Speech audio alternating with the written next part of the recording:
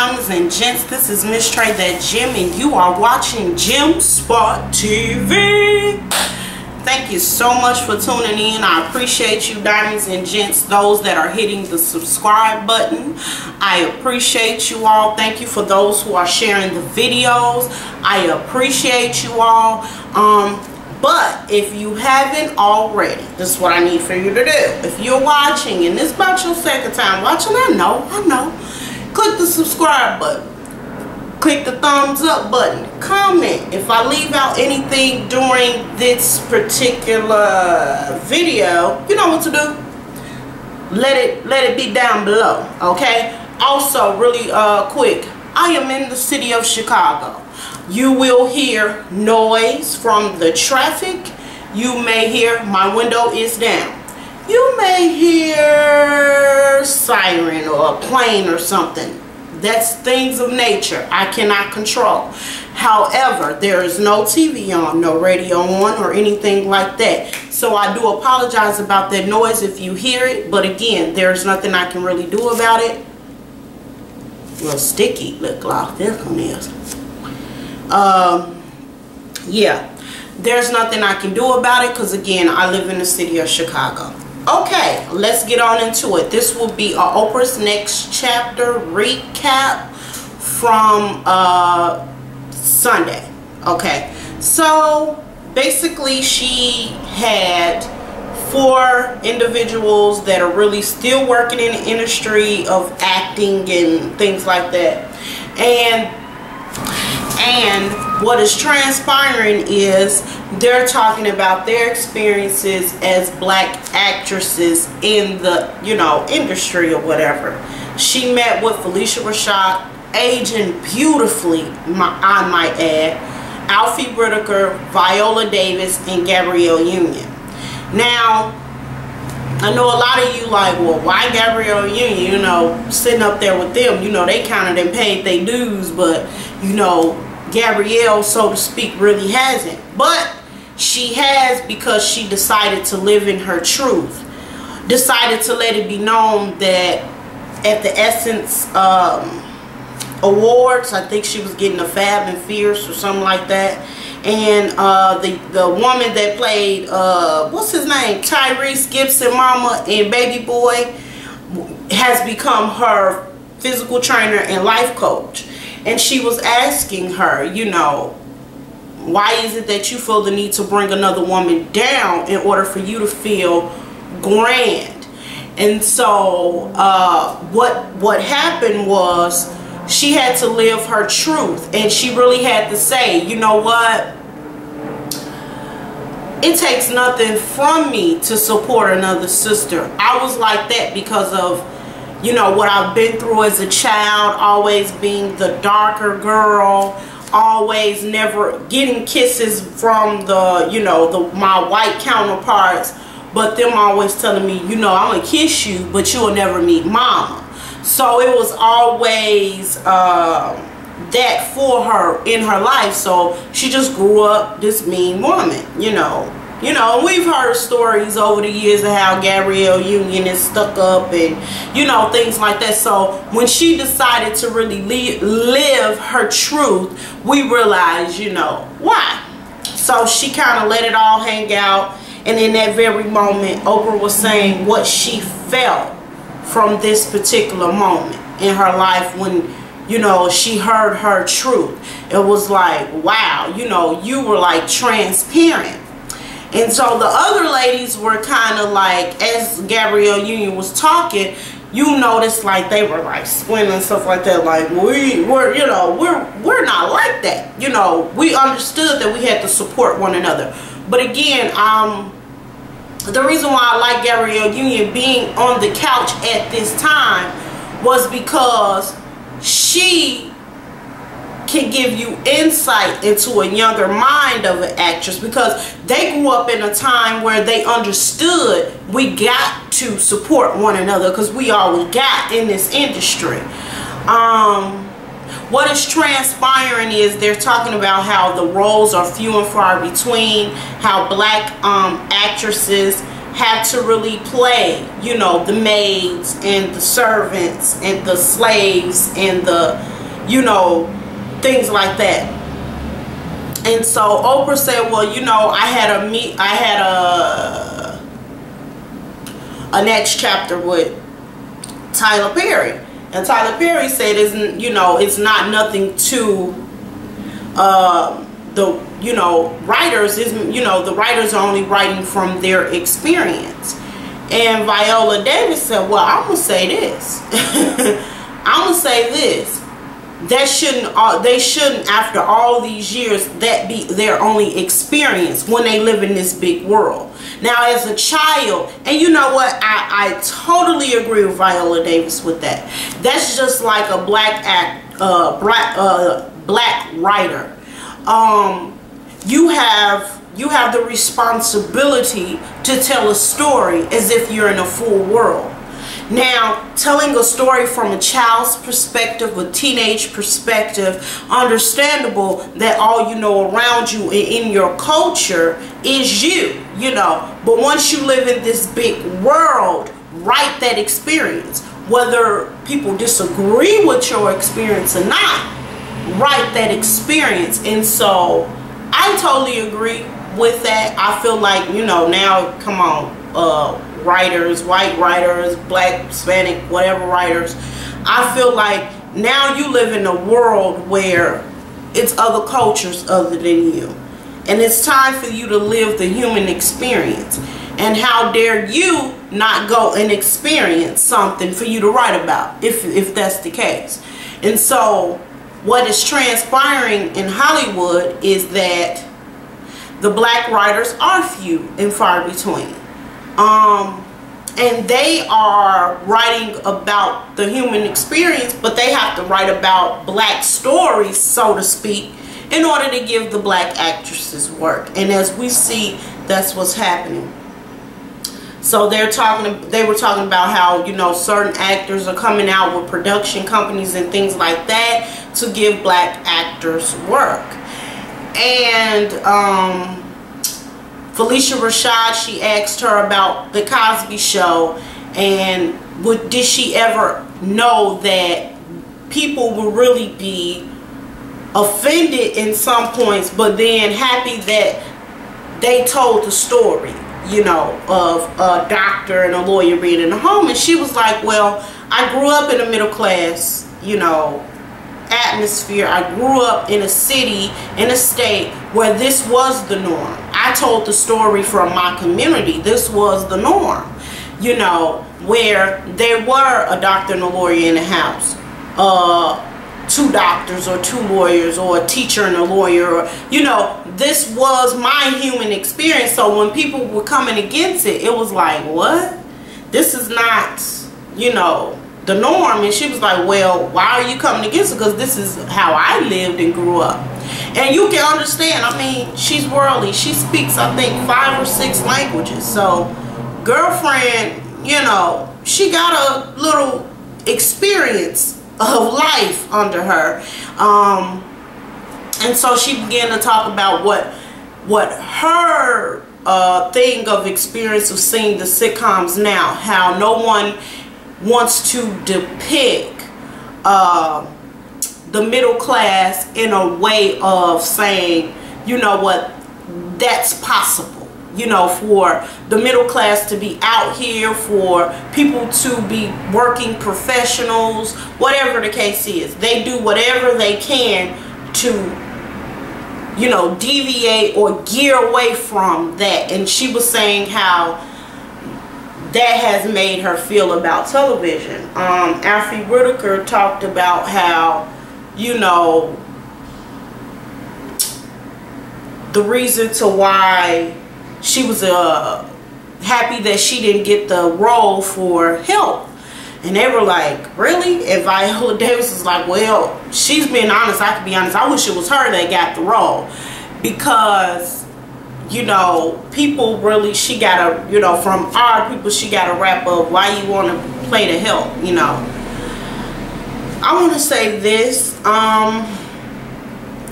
understanding, and even now, you know, the Hispanic community feels some kind of way about Gabrielle Union coming out with the Maids series that's about to hit Lifetime. You know, the Hispanics is feeling some kind of way about it. Like, why we gotta be slaves, why we can't be, you know, nurses, doctors, or whatever. And, you know, I'm gonna say this to you all. You know, Hollywood perpetuates a stereotype, and these women that are playing these roles now will be able to be rich. They just playing maids, you understand what I'm saying? But they'll be able to be rich to hire whatever color maid they want. So, you know, I understand how you all feel about it, but again, black people been doing this, as you can see, still doing it, because that's all we got. We got to be masters, slaves. You want to tell our history. And then, you know, my thing about the whole thing as a unit, and the discussions that they were having about how, you know, the dark skin in Hollywood and the light skin, and my take on it all is, I feel like we as the consumers are responsible for what is put out there about us. If we stop going to see these particular movies that depict us, or, you know, the sitcoms that depict us as being the maid, the slave, the loud one, the ghetto one, the this and the that one, then maybe Hollywood would have to change how they feel about our skin color and how we look and how we are being depicted and all those different things. And so when we as the consumer say, you know what, I'm not for this, then when we get that there, I feel like that's when things will happen. And when I began after next chapter, you know, I watched snippets of the documentary on Dark Girls. And it's not just black people that have the issue with the darker skinned girls, or, you know, it's other races. Some of them just don't speak out about it. But we are bold enough as a people to say, you know what, we're going to speak out about it. We're going to talk about it. I want to say this about the whole thing in the next chapter. I enjoyed it because it shed light on a lot of things. I look at Viola Davis and I look at a beautiful woman, you know, that nobody is willing to write a role showing her sexy skin and her being sexy in a movie, when she looks better than most 40-somethings I've seen. You know what I'm saying? Same thing with any other. I think that we limit the human experience, Hollywood or writers, when we don't depict those types of things. I mean, how be it for a beautiful chocolate woman to be with her man on screen? That's beautiful. That's artistry. And her to actually have to put it out there. I mean, challenge the actor. Don't just give them the maid roles and the slave roles. And I mean, I'm gonna say this. How much more history of ours can you really tell? Don't worry, I'll wait. You know, how much more history of black history can you tell? We know our history from being in this country. Now, how be it more of you to keep telling us the story? Now, tell us something about our human experience now. So that's what I'm looking for in television, to have the darker skinned women on screen with they love counterpart, and you know, hey, you know, that to me shows everyday life. We see dark women getting married, beautiful natural women getting married. We see this stuff daily in our lives. So why can't we see it on screen? So that's my take on it all. It's time to challenge you all. It's time to really start as consumers to challenge people to really write that, you know. Even with the play I got coming up, it's comedy, so it's a lot of stuff that people will consider that, oh, that's coonery, that's that, that's this, but it's a message, you know what I'm saying? And then even in the future things I have coming up, I literally I'm looking for a cast type of the dark skin, the this, the that. Why? Because that's what I feel is beautiful.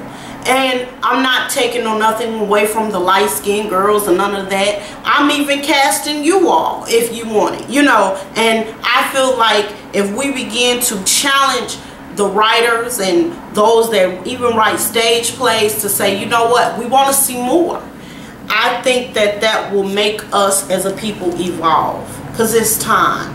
I think that the light-skinned, dark-skinned thing, it should not still be an issue in 2013. But however, I'm not the whole world, you know.